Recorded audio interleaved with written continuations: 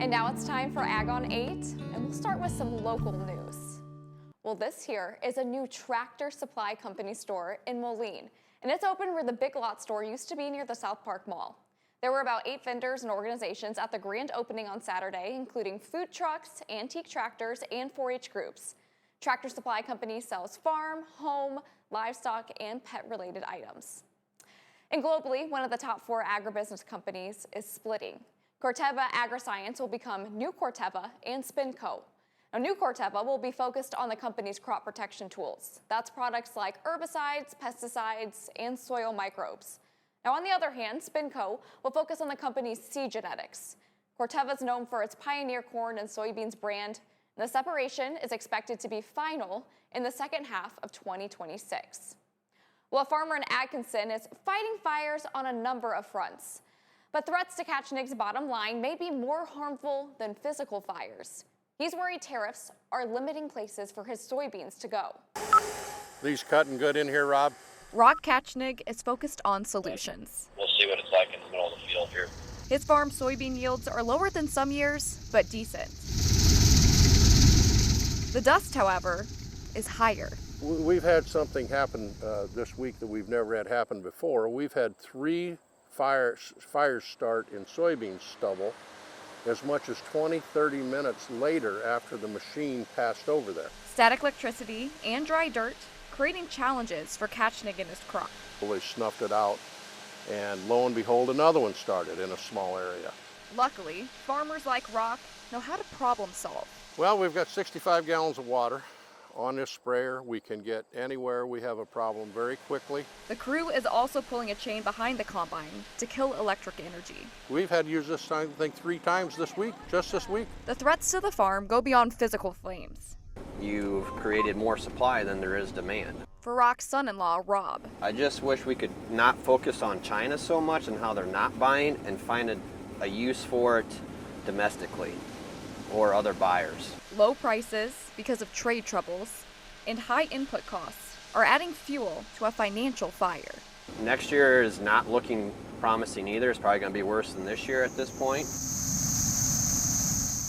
Although the bottom line looks red for many farmers, Rock doesn't think government aid is the answer.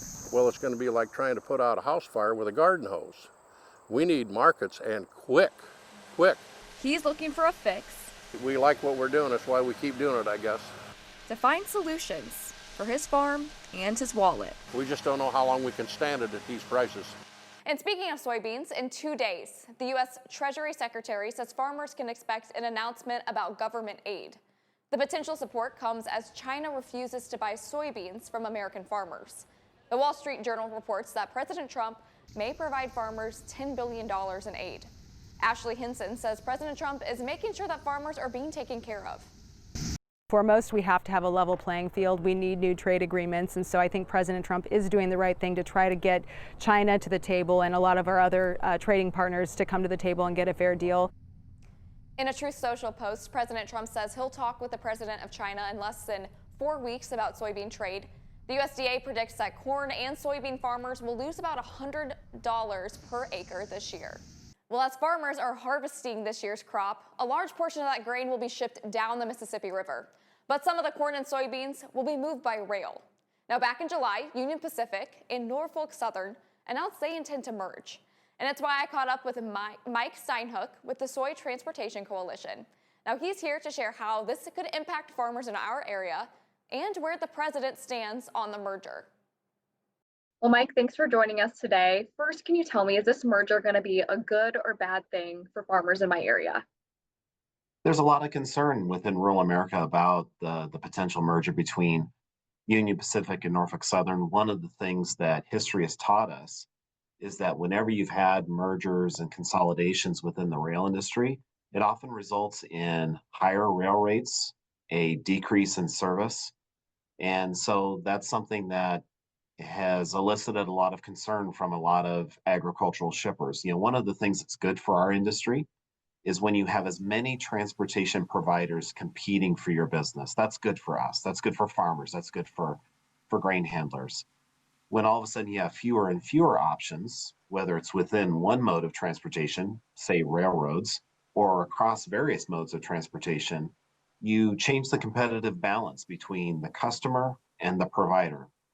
And all of a sudden, that's why you can often see higher rates being paid by the customer and a decrease in service. So it's something that, you'll hear some grain and soybean shippers talk about it could be a benefit to them because it could provide a more seamless transition from the east part of the United States to the western part of the United States. But I would say the preponderance of feedback that I'm receiving and observing from agricultural shippers is one of concern. Mhm. You mentioned rates. Is there any analysis done on how much this could raise rates in our area?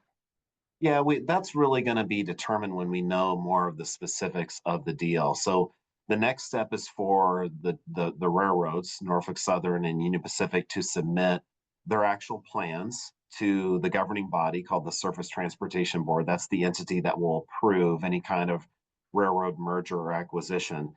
And that's when we're really going to understand more and more of the details of what they plan to do and what the specific impact would be on our industry.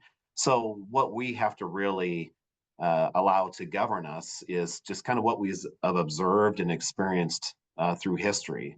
And again, that's something that has been a reality, that you can have higher rates and a decrease in service when you have fewer and fewer options competing for your business. And I know in the last 2 weeks or so, one of the larger railroad unions joined a list of the companies endorsing this merger. I mean, where does everyone else fall? Obviously, we've talked a little bit about agriculture, but is there people behind this merger, or is there still quite a bit of pushback?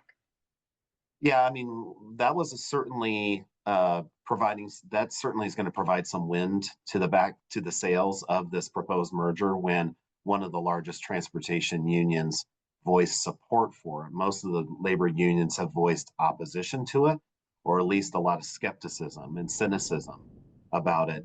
But the fact that you have what's called the Smart TD union to be able to express support, and that was based on receiving assurances from the two railroads that jobs would not be curtailed, they would be preserved as a result if the merger were to occur. And so that was one of the reasons why they expressed support for it. One of the major points of endorsement for this deal came from the President of the United States. The President recently met with the CEO of Union Pacific, and subsequent to that, President Trump did express some support for the merger. Thank you so much, Mike, for your time today. We appreciate all your expertise and look forward to connecting again in the future, maybe as things get further along.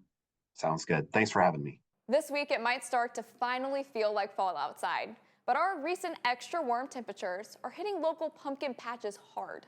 Well, Drew Coffee shows us how one local farm is protecting their harvest and keeping the fall spirit alive. It's now October, We've had lots of high heat. a time when the temperature starts to wind down. This year was a little tumultuous for us. Another round of the waiting game. And at this time of year, you just have to roll with the weather, which is exactly what they're doing here at Shady Knoll Farms. We are seeing a lot of bleaching of the pumpkins. Barry Denhart owns the farm and pumpkin patch with her husband. She says the mid-80 heat can take its toll on both pumpkins and flowers alike. We are dry. We could use a rain.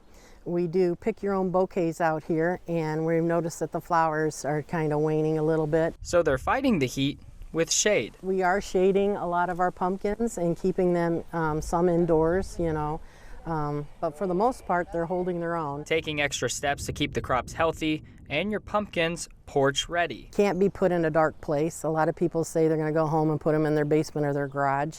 They can't. They need sunlight, otherwise they'll break down just like any other fruit. And when pumpkins leave any farm, they go to porches, garden centers, and grocery stores, and the heat follows. Everything's more labor intensive, more watering, more pumpkin checking. All to keep fall traditions alive, even if it feels more like summer. Fall is a mindset for a lot of us. You see that pumpkin spice latte, you see that pumpkin shake at Whitey's. Everyone's kind of just really getting in the groove now. We're thankful for the crop we have. Drew Coffee, WQAD News 8. Well, that wraps up Ag on 8. We'll see you back here next week.